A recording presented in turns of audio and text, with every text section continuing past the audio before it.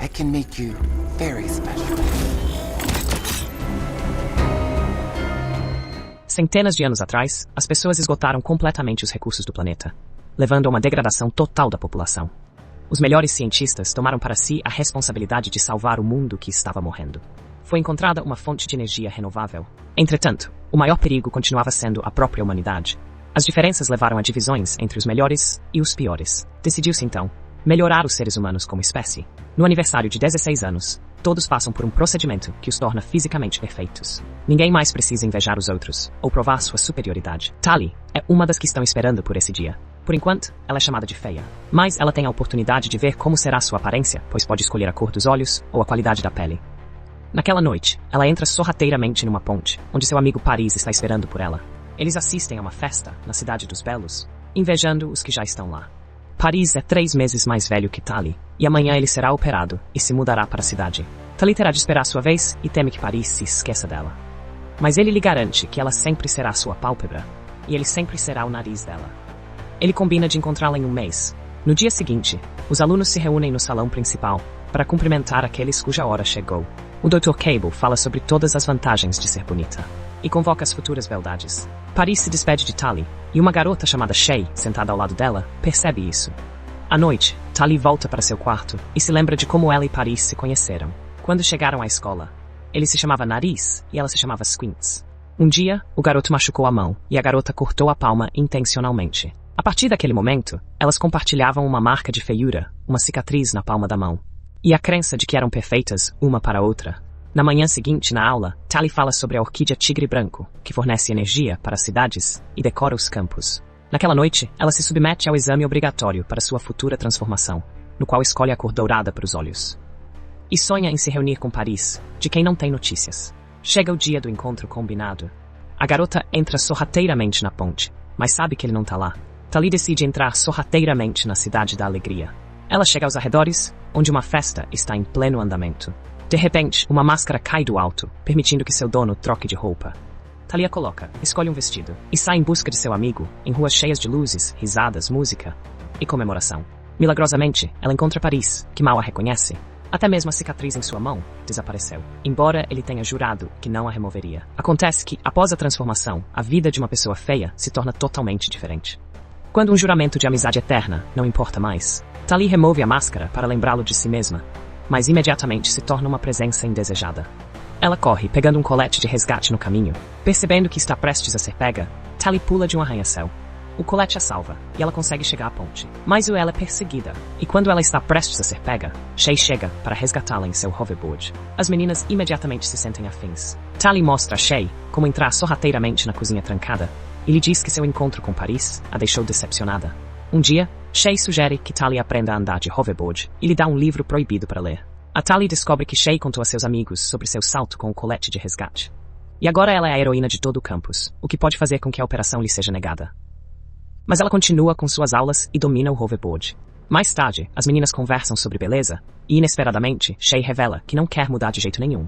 Por enquanto, ela leva Tali para um campo de treinamento, onde, escolhendo a pista mais difícil, ela faz uma aula magistral. Depois de escrever, Tali devolve o livro, no qual ela apreciava o fluxo livre de tudo no mundo, desde as estações naturais até os relacionamentos. Então Shay sugere que ambas recusem a operação e fujam com ela para a fumaça, um lugar onde as pessoas vivem livremente. Ela leva sua amiga até a borda do terreno da escola, e depois de deixar seus anéis de rastreamento em um galho, as garotas voam para a terra selvagem.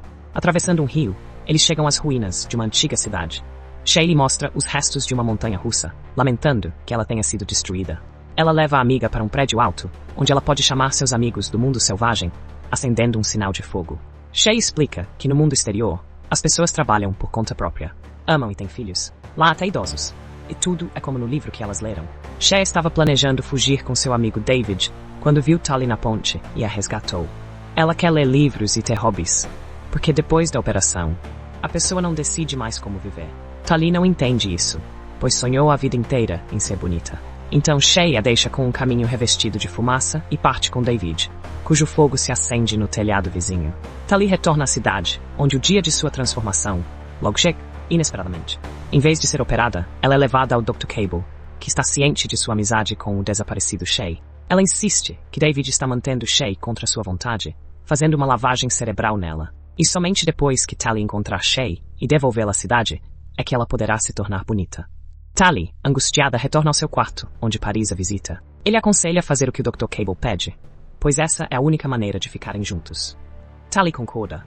O Dr. Cable explica que os residentes da fumaça estão planejando destruir a cidade e desenvolver uma arma que Tali deve encontrar e neutralizar. Ela parte recebendo um pingente para ativar. Quando encontra a arma, Tali segue as instruções de Shay e depois de chegar à montanha-russa em ruínas, a monta até chegar a um antigo trilho de trem. Ela acampa na floresta durante a noite, acende uma fogueira e, inesperadamente, encontra encanto na natureza ao redor. Mais tarde, ela precisa escalar um penhasco íngreme e atravessar as ruínas em seu hoverboard. A última parada é um mar branco de orquídeas, onde Tali se instala para passar a noite. Enquanto isso, o médico Cable liga para Paris e se oferece para aprimorá-lo ainda mais. Naquela noite, Tali acorda cercada por orquídeas em chamas. Quando ela está prestes a perder a consciência, David a encontra. Ele a examina e descarta os transmissores. Ele descobre que está ignorando o pingente, que ainda não está ativo, e a leva com ele. No entanto, o rastreador informa ao Dr. Cable que Tali está no lugar certo. Pela manhã, David leva Tali para a fumaça, onde ela se reúne com Shay. No entanto, os outros acham estranho o fato de ela ter conseguido chegar lá sozinha. Tali expressa sua preocupação com Shay e acredita que ela deve retornar. Mas Shay não tem intenção de fazer isso, e pede a Tali que dê uma olhada mais de perto nesse modo de vida. No dia seguinte, Tali se depara com um grupo de jovens se preparando para uma expedição. Acontece que os incêndios são provocados por eles, porque as orquídeas são tóxicas e drenam os nutrientes do solo, matando o planeta. David oferece a ela que se junte a eles e veja a verdade. O grupo voa em uma missão a bordo de um antigo helicóptero modificado. Do alto, eles veem campos e florestas destruídos pelas orquídeas. Shay incendeia as plantas e o incêndio irrompe, revelando de repente figuras de pessoas caminhando ilesas pelo fogo. De repente, o helicóptero treme e Shay cai. Tali imediatamente pula atrás dela. Ela encontra sua amiga e a agarra no momento em que vê uma figura em um terno azul correndo em direção a elas. Mas Tali se agarra a uma corda lançada do helicóptero e as duas meninas são retiradas do perigo. Mais tarde, eles discutem o tema. Confusa sobre como os batedores da cidade os encontraram, Tali se sente culpada e dividida, pois depois de conhecer melhor os habitantes da fumaça, ela começou a pensar de forma diferente. Aqui todos trabalham, mas não usam dinheiro. Eles apenas negociam. Os idosos não são um fardo, porque contribuem à sua maneira. O mais importante é que as pessoas escolheram estar aqui. Elas derretem ferro velho e fazem coisas úteis. Quando Tali pergunta sobre armas, Shay simplesmente dá de ombros, dizendo: por que precisaríamos delas? Tali se junta ao trabalho. E embora seja difícil, ela gosta do processo. À noite, todos se reúnem ao redor das fogueiras, onde ela come alimentos naturais. David diz às pessoas que os batedores foram vistos, o que significa que a cidade não parou de persegui-los. Enquanto a fumaça acredita no controle da natureza, a cidade aperfeiçoou o controle das pessoas, concentrando-se na aparência. As pessoas param de ler, aprender, sonhar e escolher quem querem se tornar. É por isso que elas estão prontas para defender sua liberdade. No dia seguinte, David ensina Tali a atirar com um arco, notando os calos em suas mãos, e lhe dá suas luvas de presente. Nesse momento, os lança-chamas chegam, tendo encontrado batedores novamente. No entanto, esses não são beldades típicas, mas caras muito rápidos e fortes. Mais tarde, Shay percebe as luvas e explica que neste mundo, as coisas são diferentes da cidade. Se um cara se importa com uma garota, isso significa que ela é importante para ele. Portanto, Tali precisa fazer uma escolha. Um dia, Tali perguntou a David sobre as armas. Ele a leva até seus pais. Eles revelam que costumavam ser cirurgiões plásticos. Acontece que essas operações não são tão seguras quanto as pessoas acreditam. Houve até mesmo fatalidades. Enquanto estudava esses casos, o pai de David notou mudanças no cérebro dos belos. Percebendo que, após os procedimentos, o pensamento das pessoas ficava obscurecido e elas experimentavam uma falsa sensação de felicidade. Mas somente o cabo percebeu que o segredo havia sido descoberto, e eles foram afastados de seu trabalho, e os resultados de suas pesquisas foram confiscados. Ficou claro que o cérebro estava sendo danificado intencionalmente para controlar as pessoas. Os pais de David tiveram a sorte de se encontrar em uma comunidade de dissidentes, onde receberam um remédio que os ajudou a permanecer sãos. Foi por isso que eles fugiram e dedicaram o resto de suas vidas a criar uma cura. Mas um dos principais componentes permaneceu na cidade. O soro é a arma, embora ainda não tenha sido concluído. Assim que obtiverem o que está faltando, eles precisarão testá-lo em uma pessoa, mas somente se essa pessoa concordar. Naquela noite, Tali reflete sobre tudo o que aprendeu, tira o pingente e o joga no fogo. Sem perceber que ao fazer isso, ela o ativa. Ela conta a David o que aconteceu, mas ele a assegura de que ela escolheu o caminho certo. Ele lhe diz que ela é linda e a beija. Na manhã seguinte, a cidade ataca a fumaça. Homens de terno azul prendem os moradores da fumaça em redes e os reúnem na praça. Tali segura David, e eles observam o desenrolar dos eventos à distância. Cable interroga os pais de David, e quando não obtém respostas, ordena a Paris que mate o pai de David. Ele estende a mão, e com um movimento rápido, quebra o pescoço do homem. David sai correndo e, junto com sua mãe, choram sobre o corpo do pai. Paris vê Tally, mas não a toca. Enquanto o cabo agradece por sua cooperação, revela sua verdadeira missão. Enquanto Shay expressa sua repulsa por ela, a mãe de David coloca secretamente um frasco do medicamento no bolso do filho. Tally se liberta, corre para a casa de David e a incendeia. No meio do caos, David foge para a floresta. Tally, atirando em seu perseguidor com um arco, também foge, enquanto os habitantes da cidade incendeiam o assentamento e levam seus moradores. Mais tarde, Tally encontra David e lhe diz que não sabia toda a verdade e que os moradores da fumaça pagaram o preço. Ela está pronta para ajudá-lo a chegar à cidade e consertar seu erro. Ela o leva para a escola, apresenta aos amigos de Shay e pede ajuda a eles. Os jovens iniciam uma rebelião, escrevendo as palavras "Smoke forever above the city", desviando a atenção do objetivo principal. Aproveitando-se disso, Tally e David entram sorrateiramente no laboratório. Mas para acessar o nível certo, o anel da escola não é suficiente. David o tira de um guarda e a dupla encontra e liberta os residentes da fumaça. Mas Shay já havia sido levado para a operação. Tally, David e sua mãe correm atrás dela, mas é tarde demais. Shay foi transformada em uma beldade. E ela realmente gosta disso.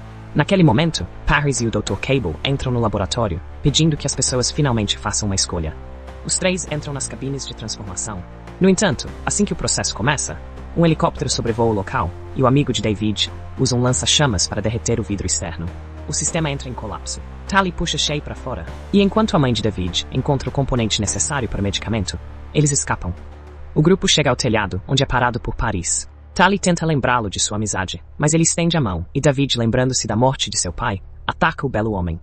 Depois de uma luta, Paris fica pendurado em um canal, e no último momento reconhece Tally, mas escorrega e cai. David leva Tally para longe. Mais tarde, o grupo se reúne nas ruínas da antiga cidade. A mãe de David mostra a eles o componente recuperado e tira o frasco do bolso do filho.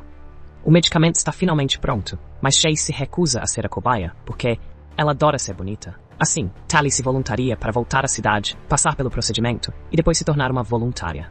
É muito arriscado, mas ela está confiante em sua força.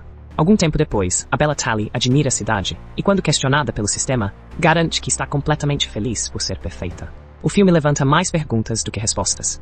A motivação da cidade não é clara, pois as beldades produzem apenas admiração por si mesmas, e o perigo representado pela fumaça não é totalmente explicado. Mas os efeitos visuais permitem que o espectador simplesmente aprecie as belas cenas, esquecendo-se dos absurdos do enredo. Gostou do vídeo?